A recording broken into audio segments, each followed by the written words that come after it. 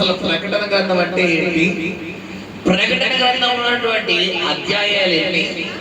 22 అధ్యాయాలు. ఆ 22 అధ్యాయాల్ని ఎన్ని భాగాలుగా విభజించవచ్చు? మొదటి భాగము ఎలాగా, రెండవ భాగం ఎలాగా, మూడవ భాగం ఎలాగా, నాలుగవ భాగం ఎలాగా, ఇలాగా పిల్లరా ఒక సబ్జెక్ట్ దేవుడు మనతో మాట్లాడుతూ వచ్చి ఉన్నారు.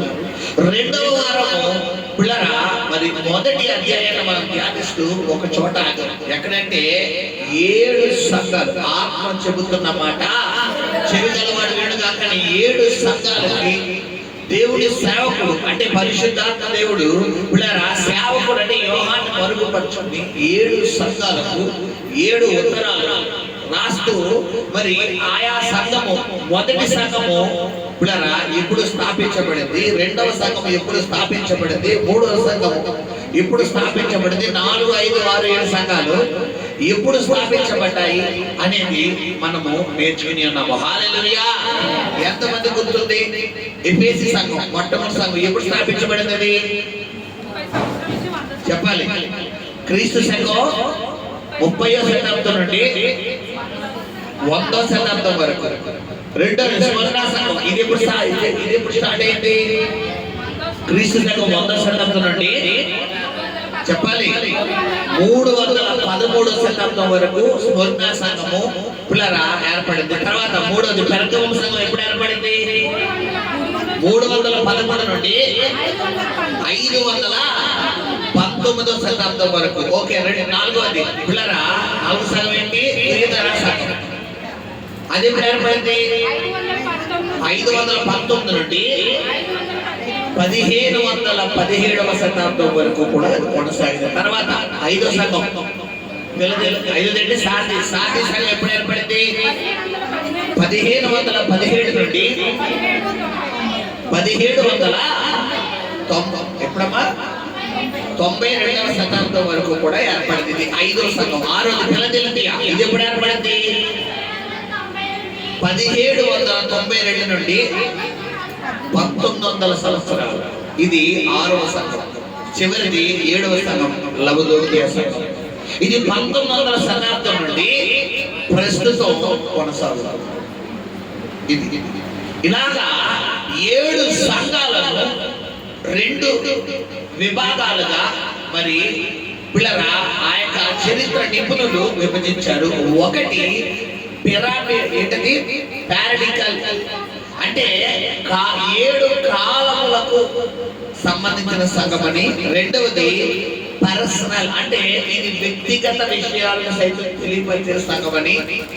పిల్లరా ఈ 7 లెటర్లో కూడా 7 సంఘాలకు రాసినటువంటి 7 ఉత్తరాలు ఏవైతే ఉన్నాయో ఈ 7 ఉత్తరాలు కొంతమంది నిపుణులు వారు చెప్తున్నటువంటి బైబిల్ ఉన్నటువంటి కొంతమంది నిపుణులు, కొంతమంది పండితులు ఇచ్చినటువంటి స్టేట్మెంట్ ఏంటంటే, సిద్ధాంతం ఏంటంటే పిల్లరా 7 ఉత్తరాలు 7 కాలములకు సంబంధించినవని.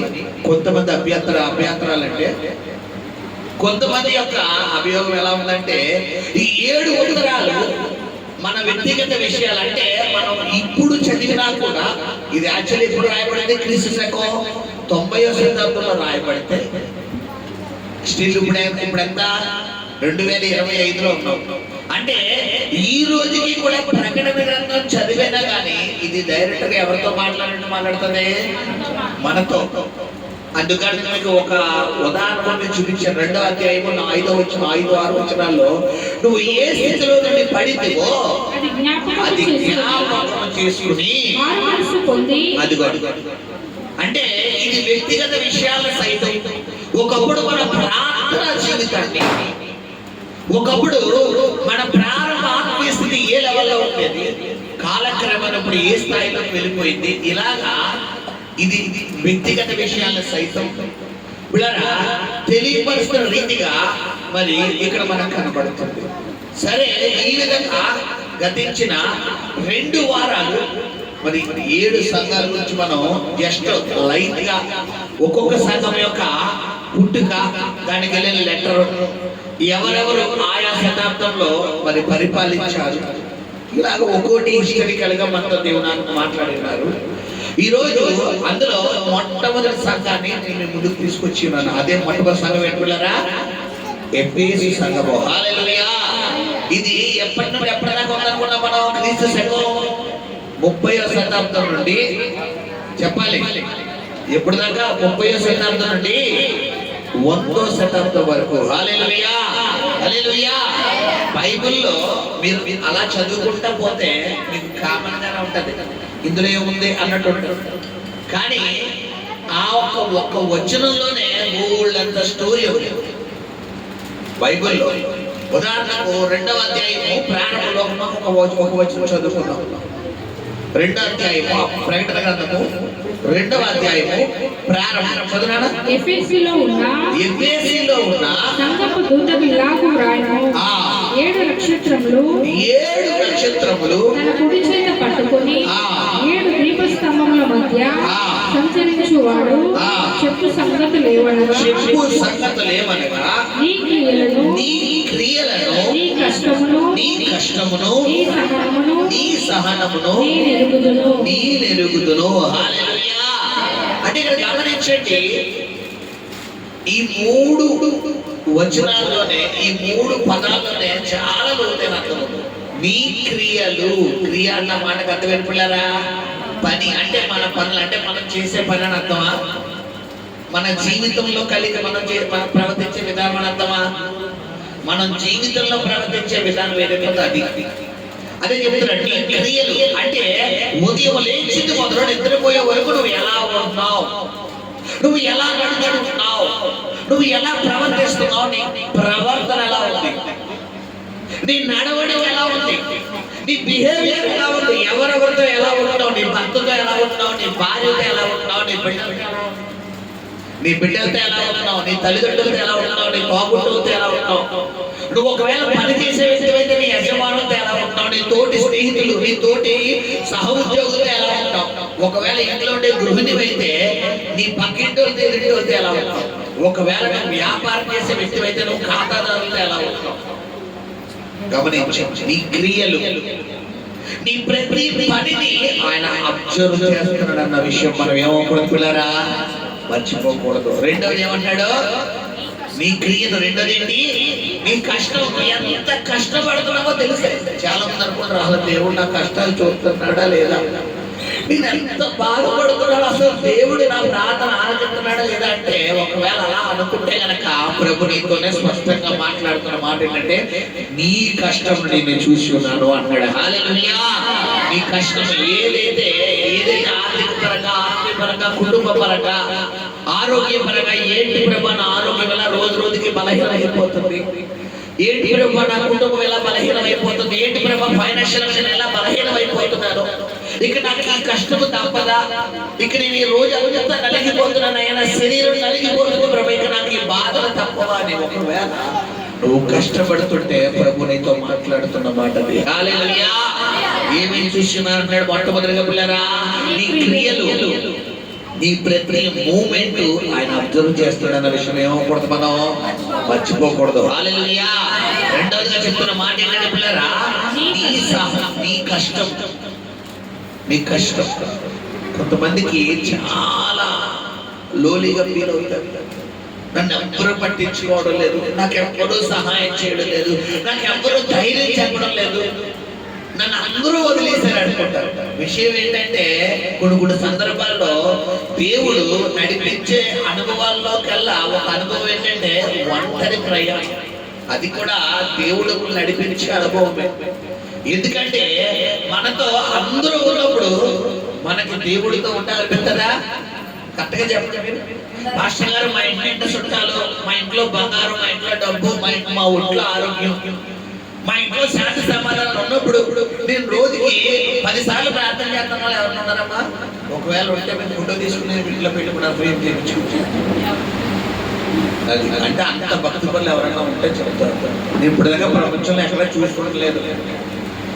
ఎవరైనా ఉంటారంటే ఎవరో. ప్రతి వ్యక్తికి ఏదో ఒక కష్టం ఉంటుంది. ఆర్థికంగా స్టెబిల్ అయిన వాళ్ళకి హెల్త్ పరంగా ఇష్యూ ఉంటుంది, హెల్త్ పరంగా ఇష్యూ ఉన్న వాళ్ళకి ఫైనాన్షియల్ గా ఇష్యూ ఉంటుంది. ఈ రెండు పోగొట్టిన వాళ్ళకి ఫ్యామిలీలో సమాధానం ఉంటుంది. ఈ ఫ్యామిలీలో సమాధానం ఉన్నవాడికి చేతులు తడి ఉంటుంది. చేతిలో తడి ఫ్యామిలీలో సమాధానం ఉన్న వాళ్ళకి ఒంట్లో పోకూడదు. ఈ 3 పోగొట్టులకి సరైన వ్యాపారం అవ్వదు. వ్యాపారం ఉన్నవాడికి పెట్టుబడికి డబ్బులు ఉంటారు, పెట్టుబడికి డబ్బులు ఉన్న వాళ్ళకి వ్యాపారం అవ్వదు. ఈ 2 ఉన్న వాళ్ళకి పిల్లరా మరి ఆ తినడానికి యోగం ఉండదు. కరెక్ట్గా తిన్నా నోట్లో పెట్టుకున్నామంటే కాకి వచ్చి పడికి వెళ్ళిపోయింది అంటే గమనించండి. ఇలాగా ప్రతి ఒక్కరికి ఏదో ఒక కష్టం, ఏదో ఒక శ్రమ, ఏదో ఒక బాధ అనేది లేకుండా ఉండదు. అయితే నీవు ఏ పరిస్థితిని బట్టి చదువుకునే పిల్లలకి కష్టం ఏంటి? ఆ హోంవర్క్ రాయలేక ఏమైపోతే పడిపోయి ఈ బాబోయ్ ఇన్ని హోంవర్క్లు ఎలారా బాబు ఎంతలా ఈ తలుచుకుంటేనే వీళ్ళకి కష్టం వచ్చేస్తుంది. అసలు ఇన్ని హోంవర్క్లు రాయాలని పిల్లరా ఆడుకునే పిల్లలు చిన్నపిల్లలు వాళ్ళ కష్టం ఏంటి? వీళ్ళ మమ్మీ ఎక్కడికి పంపించింది? డాడీ మమ్మీ బయటికి పంపించు, ఆడుకోవడానికి పంపించు, ఇంట్లోనే పెడతాడు. వీళ్ళ కష్టం ఏంటి? బొమ్మలు కొనరు లేదా ఆడుకోవడానికి పంపించు. ఇప్పుడు పెద్దోళ్ళ కష్టం ఏంటి? కష్టం ఏంటి బాబు ఎండలో ఎలా కష్టపడాలి రా బాబు, ఎండదంతా ఏసీలో ఉన్న కష్టం ఏంటి? ఈ ఏసీ వల్ల నాకు సెలవుతుంది, రొంప వచ్చేస్తాను కష్టం. ఎండలో ఉన్న కష్టం నాకు ఏసీ ఉంటే బాగుంది, ఏసీలో ఉన్న కష్టం ఎండలోకి వెళ్ళాలి.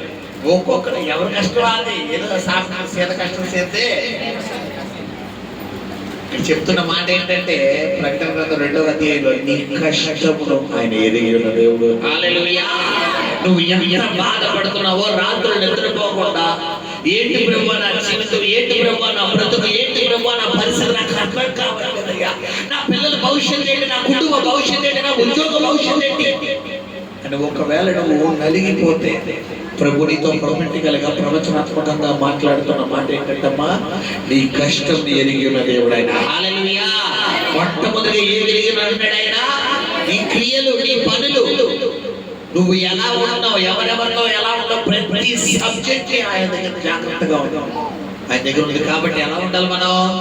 చాలా పర్ఫెక్ట్ గా ఉంటారు. అదే కీర్తనగా 139 కీర్తనలు అంటే ఏమంటాడు? పిల్లరా యెహోవా నీవు నన్ను పరిశోధించి తెలుసుకుని ఉన్నావు, నేను కూర్చుంటున్నా, నేను లేచుటా, నేను నడుచుటా, మాట నా నోట రాకమునుపు, తలపు నాకు పుట్టకమునుపు, నా నడకను నా పడకను నువ్వు ఎరిగి ఉన్నావు, నన్ను పరిశోధించి తెలుసుకుని ఉన్నావు అన్నమాట. గమనించండి, నీ ప్రతి కష్టాన్ని ఆయన చూస్తున్నాడు. ఎవరిని చూసినా చూడకపోయినా, ఎవరిని అర్థం చేసుకున్నా అర్థం చేసుకోకపోయినా, ఎవరిని వదిలేసినా, ఎవరినైనా పట్టుకోకపోయినా, నేను నీకు ప్రకటిస్తున్న దేవుడు ఆయన నీకు యెహోవా ఈరే చూచుచున్న దేవుడుగా ఉన్నాడు. హల్లెలూయా. హల్లెలూయా. చెప్తాముగా దేవుని స్తోత్రం చెల్లిద్దామా? హల్లెలూయా. యెహోవా ఈరే చూచుచున్నవాడా. హల్లెలూయా. హల్లెలూయా. దేవుడిని నీ దేవుడు ఆదరణ పెడుతున్న పేరు ఆయన ఏ దేవుడు అంట? చూచుచున్న దేవుడు. ఆయన తెలుసు. అందరూ వదిలేసారు, అందరూ వదిలేస్తారు కూడా 3 సందర్భాల్లో. నా అనుకున్న వాళ్ళు ఎవరు మళ్ళీ ఏమన్నా పట్టించుకుంటారమ్మా? విషయం ఏంటంటే మనం ఏదో అలా వచ్చి ఇలా పట్టించుకోలేని వ్యక్తులు వదిలేస్తే నాకు ఫీల్ అవ్వం. ఎవరికైతే ఎక్కువ ఎదుగుతామో, ఎవరికైతే ఎక్కువ ప్రార్థన ఏళ్ళైనా సర్వం అనుకుంటాము, దేవుడు ఏం చేస్తాడు? వాళ్ళనే మనకి ఏం చేస్తాడు? కొంచెం ఎడబాటు రక్షిస్తాడు. ఎందుకు ఎవరైనా చెప్పగలరా? చెప్పాలి. రోడ్డు మీద వెళ్ళిపోయే దాన ఎవరన్నా మనం మాట్లాడ మనం పట్టించుకుంటావా? చెప్పండమ్మా. ఆ మాట కోసం మనం ఫీల్ అవుతావా? ఇప్పుడు నువ్వు బాగా ప్రేమించిన వ్యక్తినే నీకు యాంటీగా తయారు చేయాలి. కారణం ఏంటి? చెప్పాలి. శబ్దంగా మాట్లాడాలి. ఆ వ్యక్తి యాంటీ అయితే నువ్వు ఎవరి దగ్గర అవుతావు? అదే ఆ వ్యక్తి నీతో కొన్నావా, సాయంత్రం బయటకు వెళ్దామా, రేపు బయటకు వెళ్దాం, ఎప్పుడు వెళ్దాం, సాయంత్రం కూడా, ఓకే ఓకే ఓకే ఇలాగా ఇంకేంటి ఇంకేంటి ఇంకేంటి 1 గంట 2 గంటలు 4 గంటలు 10 గంటలు మాట్లాడుకుంటూ కూర్చున్నావు అనుకో. నీ కళ్ళల్లో ఆ వ్యక్తి ఉన్నారనుకో, నీ మాటలో ఆ వ్యక్తి ఉన్నాడు అనుకో, కేసీ వస్తాడా? చెప్పండి, నిజంగా చెప్పండి, వస్తాడా? కొంతమందికి భర్త హీరో, కొంతమందికి భార్య హీరోయిన్, కొంతమందికి బిడ్డలే, కొంతమందికి ఇల్లు, కొంతమందికి డబ్బు, కొంతమందికి ఉద్యోగం, కొంతమందికి వ్యాపారం. ఇప్పుడు దేవుడు ఏం చేస్తాడంటే ఆ లెవెల్ నుంచి బయటికి లాగడానికి చిన్న ముళ్ళు పెడతాడు. గమనించారా? నీ క్రియలను చూస్తున్న దేవుడు, నీ కష్టము చూస్తున్న దేవుడు. చివరిగా మనం చూసుకుంటే నీ సహనము, నువ్వు ఎంత ఓర్పు కలిగి ఉంటావు. కొంతమందికి అసలు ఓర్పు కూడా తెలుసా? ఎందుకు వచ్చింది జీవితం, సత్యమో అని అంటారు, ఇచ్చారంటారు. అసలు చావు తర్వాత నీ చావు తర్వాత నీ జీవితం ఎలా ఉంటుందో నీకు తెలియదు. ఒకసారి తెలుసుకున్నావంటే జన్మలో అన్నమాట. నిజంగా నీకు మరణం వచ్చినా కూడా చివరి క్షణంలో ఏం కోరుకుంటావంటే ఎందుకంటే పిల్లరా, లోకస్తులకి 2 మరణాలు అయితే క్రైస్తవులకి ఒక మరణమే. ఆ ఒక మరణం మన శరీరానికి మరణం. దేనికి మరణం లేదు? ఆత్మకు మరణం లేదు. ఎవరైతే క్రీస్తుని సొంత రక్షకులుగా అంగీకరించారో, ఎవరైతే యేసుక్రీస్తు నామములో బాప్తిసం తీసుకోరో వారికి 2 మరణాలు ఉంటాయి. శరీర మరణము, ఆత్మ మరణం. ఆత్మ మరణం అంటే అగ్ని ఆరదు, పురుగు చావదు. శరీర మరణం అనేది క్రైస్తవులకు మాత్రమే. అది కామన్ గా మనుషులు అన్న వాళ్ళందరికీ ఉంటారు. ఎవరైతే యేసు ప్రభువుని సొంత రక్షకుడుగా అంగీకరించారో వారికి ఆత్మకు మరణం. అంటే క్రీస్తు రాకడలో, 2వ రాకడలో సంఘం వ్యక్తపడినప్పుడు వీళ్ళందరూ ఏమవుతారంట?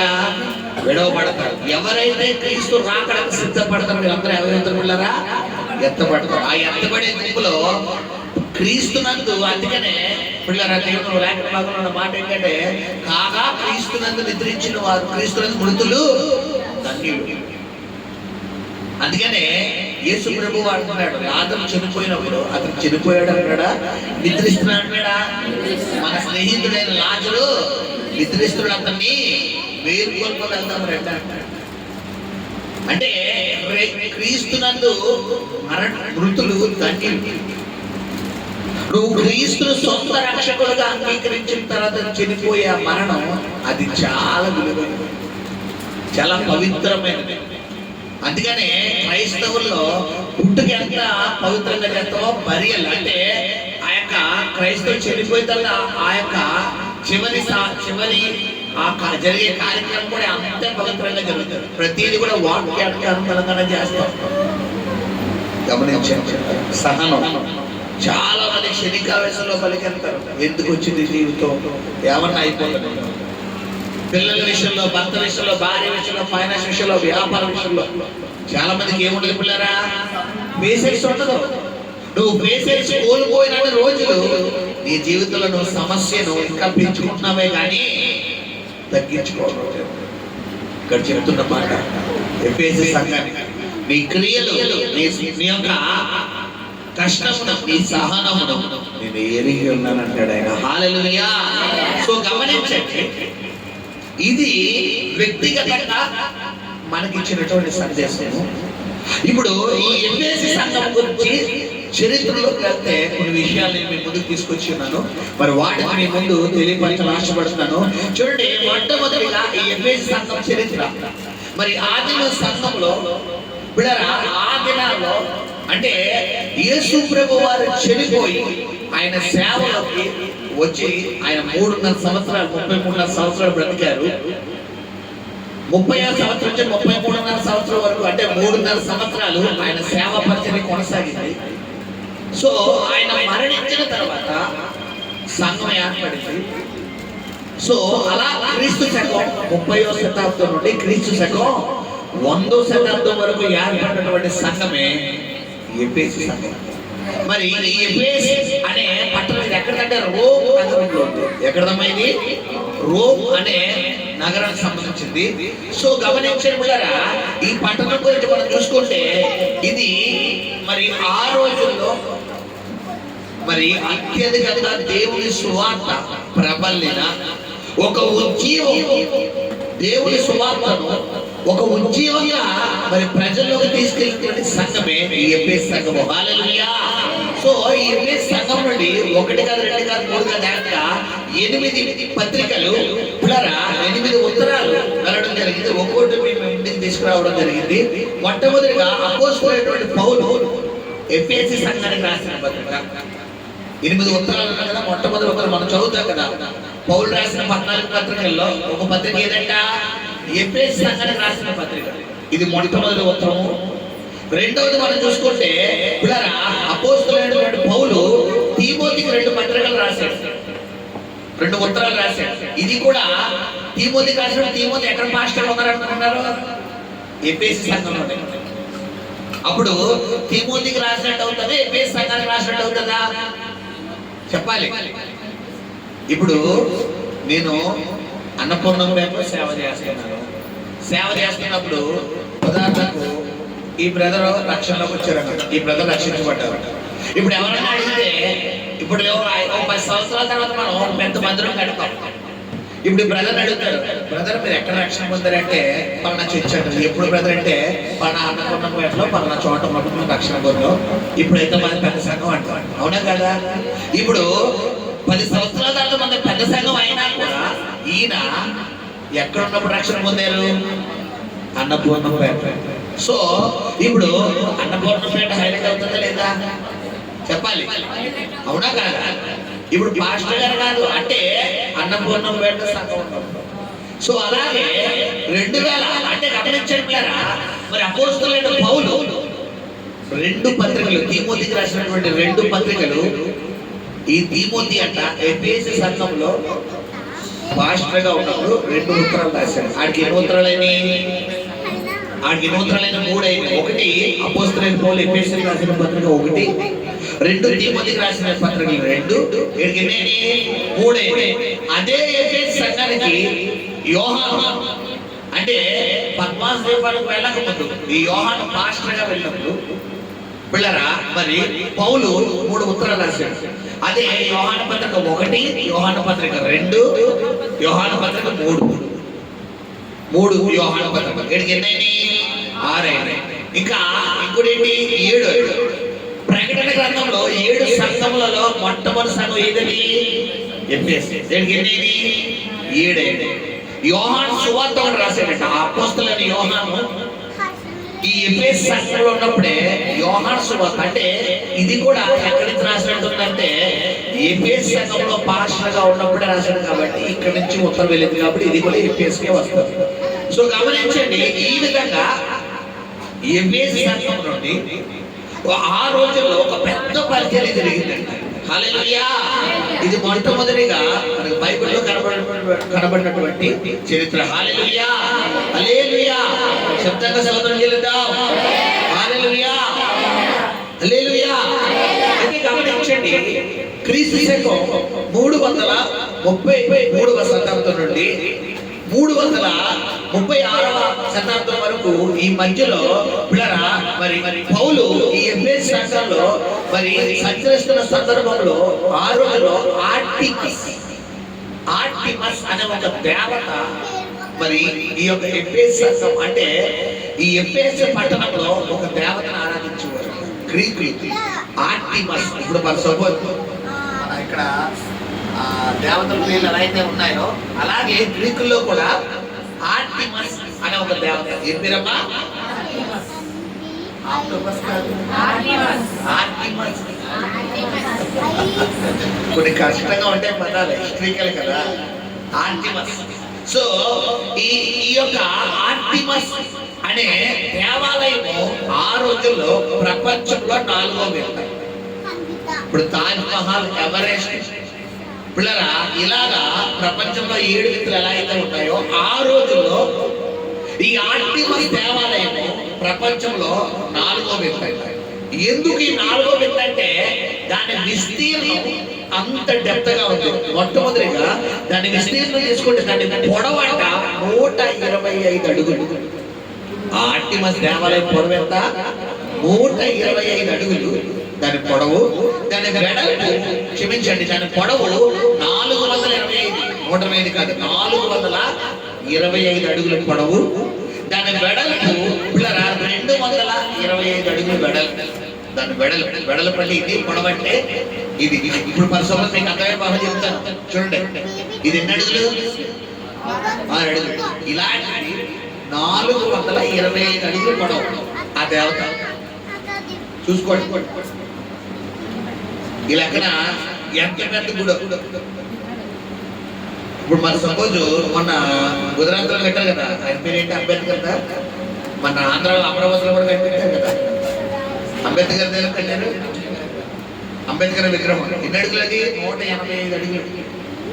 ఇప్పుడు 425 అడుగులు అంటే లెక్క ఎన్ని రెట్లు అది?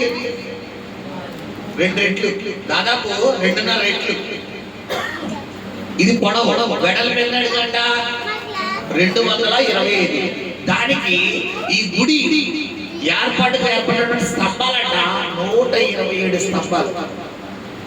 ఎందుకు ఈ సబ్జెక్ట్ చెప్తున్నానో మీకు కొంచెం అవగాహన ఉంటారు, అందుకే నేను ఎంత వివరంగా మీ మధ్య తీసుకొచ్చాను. స్తంభాలు ఇప్పుడైతే ఉదాహరణకు మన ఇల్లు, ఉదాహరణకు ఈ గది ఉంది. ఈ గదికి ఇక్కడ ఎన్ని స్తంభాలు ఉన్నాయి? 6 కరెక్ట్గా చెప్పాలి. స్తంభాలమ్మా. ఈ గది ఎన్ని గది? 4. స్తంభం కనబడుతుందా? కనబడుతుంది. బట్ ఆ రోజుల్లో పిల్లరా ఈ దేవాలయాలు ఎలా కట్టేవారంటే స్తంభాలు పిల్లర్స్ అన్నమాట. మీరు ఒకసారి పిక్చర్లోకి వెళ్తే ఉదాహరణకు వరంగల్లో 1000 స్తంభాలు కూడా ఉంటాయి. తెలుసా మీకు? తెలుసా స్తంభాలు అంటే? కొద్దిగా ఐడియా వచ్చిందా? హిస్టారికల్ గా మనం చిన్నప్పుడు చదువు టెక్స్ట్ బుక్ లో 1000 స్తంభాలు కూడా అంటారు కదా. అలా స్తంభాలు ఎలా అయితే ఉంటాయో అలాగే పిల్లరా 127 స్తంభాలు మరి ఉండేది. ఒక్కొక్క స్తంభం హైట్ అంట 10 అంతస్తులు, అంటే 10 అడుగులు. 6 అంతస్తుల వెయిట్, అదే 6 అంతస్తుల హైట్. అంటే ఉదాహరణకు ఒక అంతస్తు హైట్ అంటే 10 అడుగులు. ఈ అంతస్తు హైట్ ఎంత ఉంటుంది? 10 అడుగులు. ఇలాంటిది 6 అంతస్తులు ఒక స్తంభం, అంటే 60 అడుగులు ఒక స్తంభం. ఇలాంటి స్తంభాలు ఎన్ని స్తంభాలు పిల్లరా? 127 స్తంభాలు. ఆ 127 స్తంభాల్లో పిల్లరా మనం చూసుకుంటే 36 స్తంభాలు బంగారంతో పొడగబడ్డాయి. ప్యూర్ బంగారంతో పొడగబడ్డాయి. ఎన్ని స్తంభాలమ్మా? 36 స్తంభాలు ప్యూర్ గోల్డ్ తో పొదగబడ్డాయి. మెయిన్ స్తంభాలు అన్నమాట. అంటే ఆ రోజుల్లో ఈ గ్రీకు దేశంలో ఈ ఆర్టిమస్ అనే పిల్లరా ఈ దేవత, దీనికి ఆ దేవత ప్రతిమకు ఆ టెంపుల్ కి ఎంత వెయిట్ ఉండేదో ఒకసారి అర్థం చేసుకోవచ్చు. ఉదాహరణకు తిరుపతి ఎలా ఉంటున్నారా? తిరుపతి అనగానే ప్రతి ఒక్క తిరుమల ఎవరైనా ఉన్నారా? ఇప్పుడు దానికి సంబంధించినటువంటి కోట్ల రూపాయల ఫండ్స్ వస్తాయా లేదా? అలాగే ఆ రోజుల్లో పౌలు ఈ ఎఫెసు పట్టణంలో పరిచర్య చెయ్యకముందు అక్కడ ఏర్పడినటువంటి పరిస్థితి అనమాట. హల్లెలూయా. అయితే దీని యొక్క విస్తీర్ణం ఏంటంటే 93,500 చదరపు గజాలు దీని విస్తీర్ణం. అంటే ఈ దేవాలయం మొత్తము మనం చూసుకుంటే పిల్లరా ఈ ఆర్టిమస్ దేవాలయం అప్పట్లో ఉన్న వింతల్లో 4వ వింత ఏది? ఈ ఆర్టిమస్ దేవాలయం. హల్లెలూయా. సో ఈ దేవతకు ఒక ప్రత్యేకత ఉంటుందంట. ఏంటి అంటే ఈమెకు సంతానోత్పత్తి కలిగిన దేవత అని ఆ రోజుల్లో ఒక పేరు. ఏ పేరమ్మా? అంటే ఎవరికైనా పిల్లలు ఉండకపోతే ఈ దేవత దగ్గరికి వెళ్ళి ఆమెకు మొక్కుకుంటే పిల్లరా ఆ దేవత ఆ రోజుల్లో పిల్లలు ఇచ్చేదంట. అలా ప్రజల్లో ఒక మూఢనమ్మకం. రెండోది సాధారణంగా పిల్లరా మరి స్త్రీలకు బ్రెస్ట్ అనేది 2 ఉంటాయి. అయితే ఈ దేవతకు తల దగ్గర నుండి అరిపాద వరకు 1 బ్రెస్ట్ అనేది. ఈ దేవత ప్రతిమ, ఈ ప్రతిమ లక్షణం ఎలా ఉంటుందంటే తల దగ్గర నుండి అరిపాద వరకు ఎన్ని అడుగులు ఇస్తుంది? 420 అడుగులు పొడవు ఉంటుంది ఈ టెంపుల్లో. ఈ టెంపుల్లో ఉన్నటువంటి దేవత తల దగ్గర నుండి అరిపాద వరకు మొత్తం బ్రెస్ట్.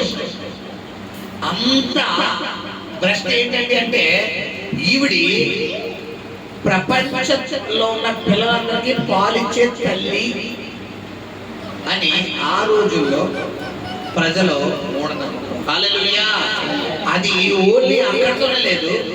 ఒక వ్యవసాయం చేసే రైతు ఆ ఊర్లో, ఆ దేశంలో, ఆ గ్రీకు సామ్రాజ్యంలో రైతు ఒకవేళ వ్యవసాయం చేయాలనుకుంటే ఆ విత్తనాలు తీసుకెళ్లి ఎవరి గుళ్ళో పెట్టేవాడు అంటేనంట ఈ ఆర్టిమస్ దేవత గుళ్ళో పెట్టేవాడు. పెట్టిన తర్వాత ఆ విత్తనాలు తీసుకెళ్ళి ఆ పొలంలో చల్లితే ఆ పొలం పంట రాగానే ఎవరిచ్చినట్టు టాక్ వచ్చిందంటే దేవత మాకు ఆర్టిమస్ దేవత మాకు పొలం ఇచ్చింది. అలాగే ఏ వ్యాపారం చేసినా, ఏ ఉద్యోగం చేసినా, ఏం చేసినా ముందు ఆ దేవత దగ్గరికి వెళ్ళి అలా చేసుకుని ఇలాగా పిల్లరా ఈ ఆర్టిమస్ దేవత అనేటటువంటి ఈమె ఎక్కువ ఆ రోజుల్లో మరి పిల్లరా ప్రజల్లో ఎక్కువ సంచలనం చేసేటువంటి ఈ పేరు. హల్లెలూయా, హల్లెలూయా. ఎంతమందికి అర్థమవుతుంది? చెప్పిన సభ్యులు అర్థం చెప్పని ముందే చెప్పిన ఆత్మ చెబుతున్న మాట అందరూ ఈ సబ్జెక్ట్ మీద కాన్షియస్ పెట్టలేదు. ఏంట్రా మాస్టర్ గారు ఏదో అడిగంటారు, పొడుగంటారు, ఎత్తంటారు, ఎడల పంట నాకు ఏం అర్థం కావట్లేదు. చెప్పాను కదా, హిస్టరికల్ సబ్జెక్ట్. ఈ ప్రకటన గ్రంథం అంటేనే ఇది నువ్వు కామన్ గా చదివే గ్రంథం కాదు. అందుకనే సెపరేట్ గా పాస్టింగ్ పేరు పెట్టి చెప్తున్నాడు. నువ్వు మామూలుగా చదివేసేది వేరు. ఎందుకంటే కొన్ని వందల సంవత్సరాల చరిత్ర ఉంది దీని వెనకాల. ఈ సబ్జెక్ట్ అనేది ఈ రోజు నీకు తెలిస్తేనే ఈ బైబిల్ గ్రంథము ఎలా నీ చేతిలోకి వచ్చింది, నీ భక్తి ఈ రోజు ఎలాగా నువ్వు సరి చేసుకోవాలి అనే దాని గురించి నీకు సబ్జెక్ట్ నేను ఇవ్వగలను. హల్లెలూయా. శబ్దంగా స్తోత్రం చెల్లిద్దామా? హల్లెలూయా, హల్లెలూయా, హల్లెలూయా. గమనించారా? అలాగా ఈ యొక్క దేవతను ఇంత అలాంటి పరిస్థితుల్లో ఈమెను పిల్లరా ఆరాధించి ఇటువంటి పరిస్థితి అన్నమాట. హల్లెలూయా.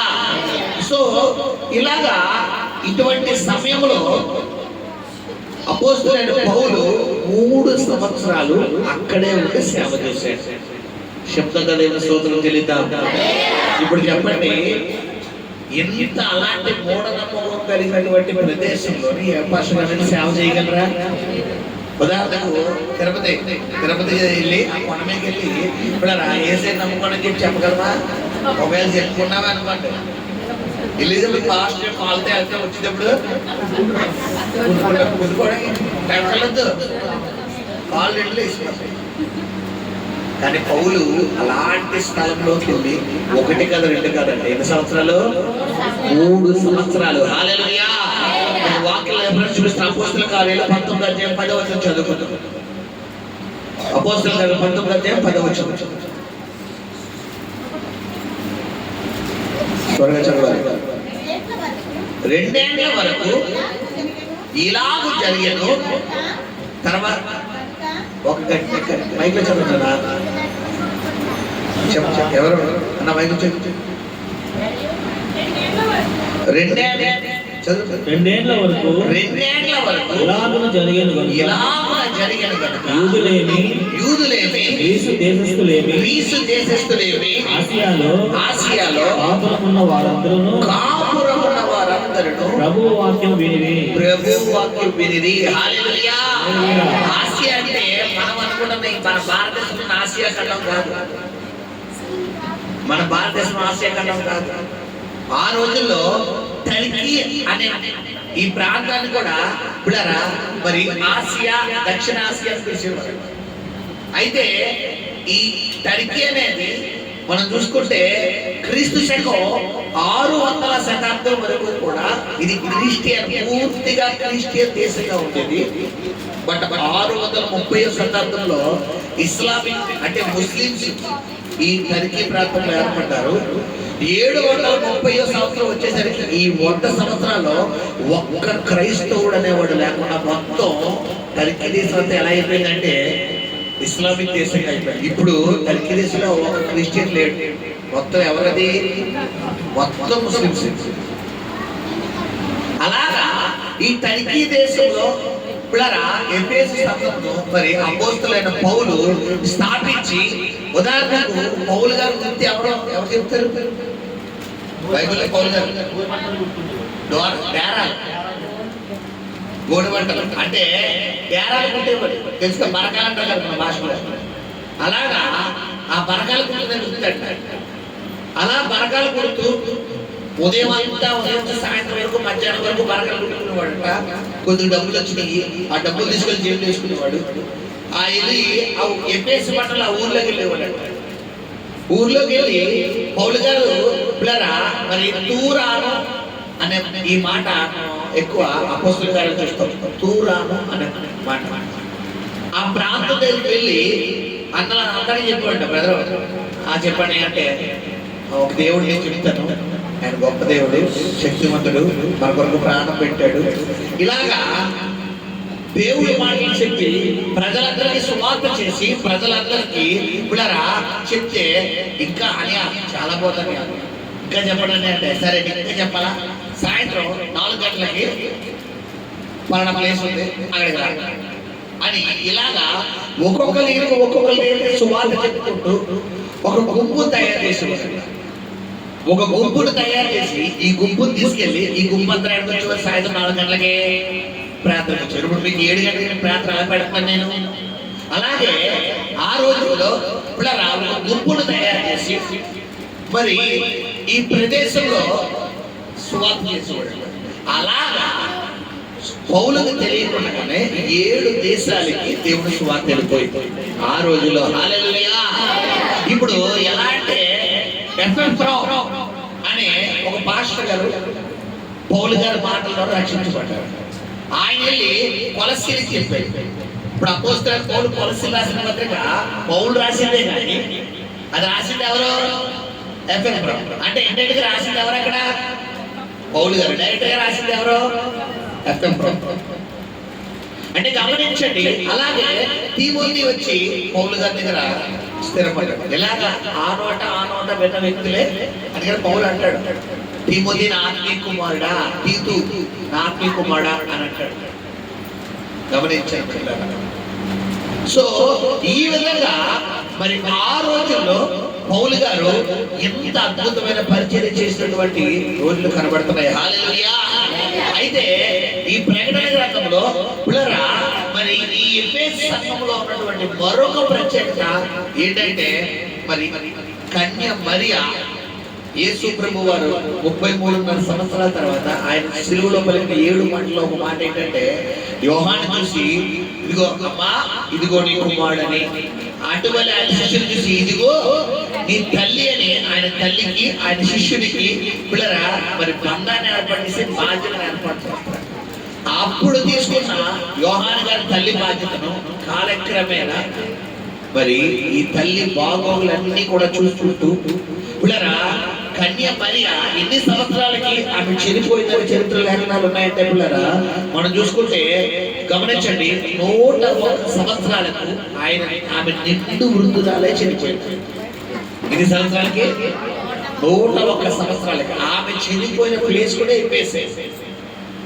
ఇప్పుడు మన ఉదాహరణకు హోలీ నైట్ టూర్కి వెళ్ళేవాళ్ళు ఎరుషలేము, అక్కడ ఇది చూపిస్తారు మేరీ కేవ్ అనే ఒక టెంపుల్ చూపిస్తారు. అక్కడే ఆమె మరణించినట్టు. రెండవది యోహాను గారు చనిపోయినటువంటి ప్రదేశం కూడా ఎక్కడంటే ఈ ఎఫెసు. 103 సంవత్సరాలకి నిండు వృద్ధాప్యంలో, అంటే మన బాగా పట్టు పుస్తకాలు వృద్ధాప్యంలో ఎవరు చనిపోయారమ్మా? యోహాను గారు చనిపోయారు. హల్లెలూయా. అంటే గమనించారా మరి శత్రువు ఎన్నో విధాలుగా మరి శిష్యులందరినీ కూడా హతమారుస్తున్న సమయంలో యేసు ప్రభువు కూడా చెప్తున్నారు ఒక్కొక్కరు మరణం ఎలా ఉండబోతుంది అన్నప్పుడు యోహాను మరణం విషయంలో ఏమన్నాడు? అందరినీ పేతురు ఏమన్నా తలకిందులుగా సిలువ వేస్తారని చెప్పినప్పుడు తర్వాత యోహాను గురించి నేను వచ్చే వరకు నువ్వు సజీవంగానే ఉంటావు అన్న ఒక మాట పలుకుతాడు. నీకు మరణం ఉండదని అర్థం ఆ మాట. అంటే ఆయన రాకడకు సిద్ధపరిచేటటువంటి ఆ ప్రకటన గ్రంథం ఏదైతే ఉందో దాని గురించి వీళ్ళ షార్ట్ కట్ లో ఎవరెవరికి మెసేజ్ అందించారంటే యేసు ప్రభు వారు యోహానుకు అందించారు. హల్లెలూయా. సో గమనించండి ఈ విధంగా మరి ప్రకటన గ్రంథాన్ని మరి ఎఫెసు సంఘము ఏర్పడింది. సో ఈ ఎఫెసు సంఘము ఈ 2వ అధ్యాయంలో ఒక పదం మనం వింటాం. అదేంటంటే చూడండి ఆ మాట చదువు నేను ముందుకు వెళ్ళాలని ఆశపడుతున్నాను. 2వ అధ్యాయము 6వ వచనం చదువునా? అయితే ఈ ఒకటి నీలో ఉన్నది నికోలాయితిలా క్రియలు క్రియలు నీవు ద్వేషించుచున్నావు. నీవు ద్వేషించుచున్నావు. నేను కూడా వీటిని ద్వేషించుచున్నాను. నేను కూడా వీటిని ద్వేషించుచున్నాను. ఏంటి ఈ నికోలాయితెల? దీనికి గల అర్థం ఏంటి అనే దాన్ని నేను చెప్పి నేను ముగిస్తాను. హల్లెలూయా. సో గమనించండి, ఈ నికోలాయితెల అనేది ఇది గ్రీకు పదం. ఇది 2 పదాల కలయిక. ఎన్ని పదాలు? ఒక పదం కాదు, 2 పదాల కలయిక. ఇది 2 పదాలుగా తీసుకుంటే పిల్లరా, నైకి నైకి అనేది ఇది మొట్టమొదటి.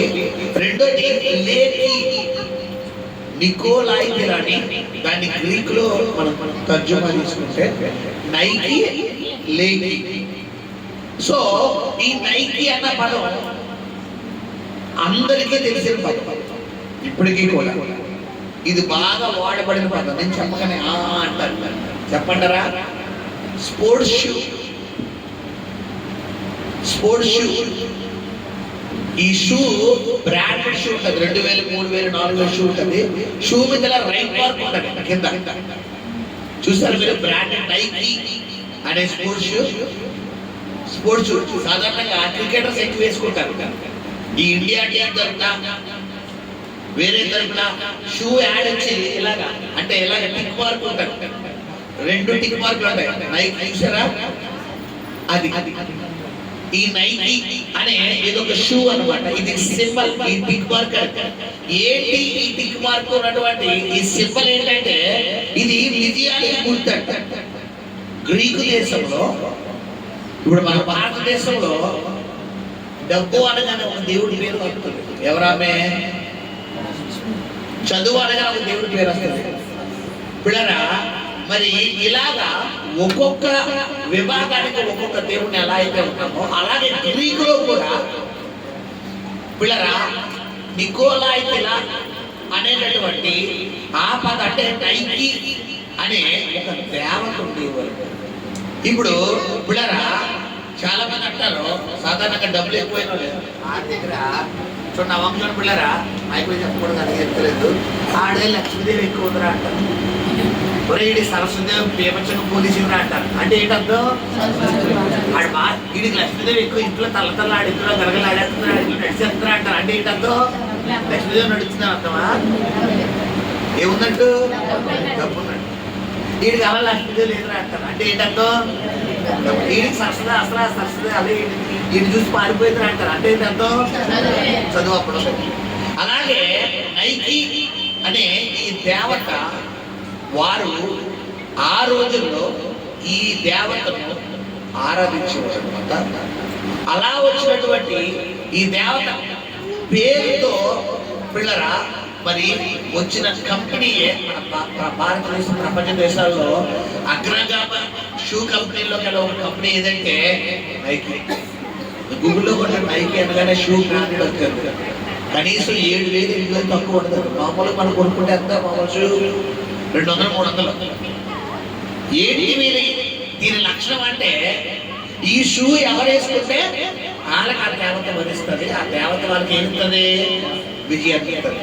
అలాగా పిల్లలు గమనించండి, ఆ రోజుల్లో ప్రజల్లోకి మరి పిల్లరా ఈ నికోలాయితెల అనేటటువంటి ఈ యొక్క పదాన్ని ఎక్కువ తీసుకెళ్ళారు. అంటే ఒక విధంగా చెప్పాలంటే ఇది విగ్రహారాధన అని అర్థం.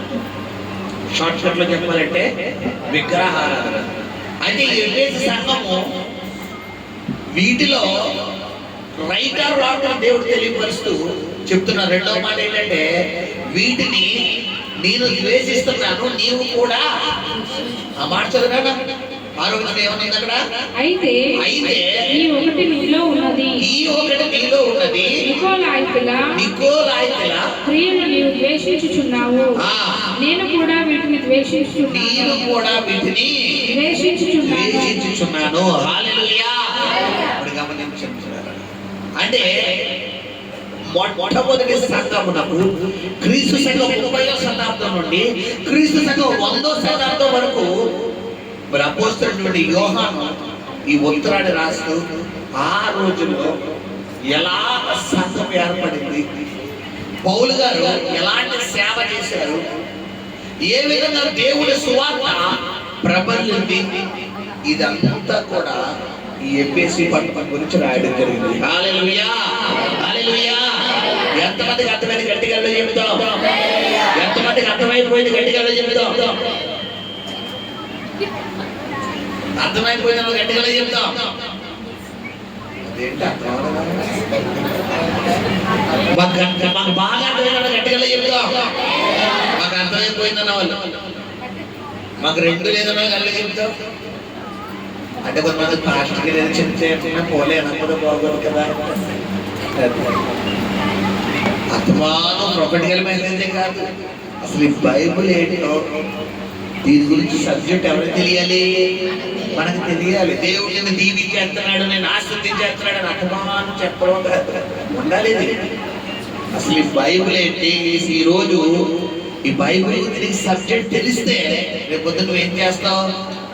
దీన్ని ధైర్యంగా నువ్వు నేర్చుకుంటావు, 10 మంది నువ్వు చెప్పగలవు.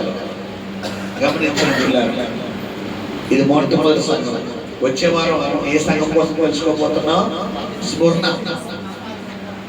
స్ఫూర్ణ సంఘం. దాని సంవత్సరాలు ఎప్పుడు చెప్పుకున్నాను? క్రీస్తు శకం 100వ శతాబ్దం నుండి 313వ శతాబ్దం వరకు కూడా మరి 2వ సంఘాన్ని వచ్చేవారు చెప్పబోతున్నాడు. కళ్ళు మూసుకొని ప్రార్థన చేసుకున్నాం. పరిశుద్ధ నమ్మకం కనికరం కలిగిన నీ పరలోకపు తండ్రి, నీ పరిశుద్ధ పాదాలు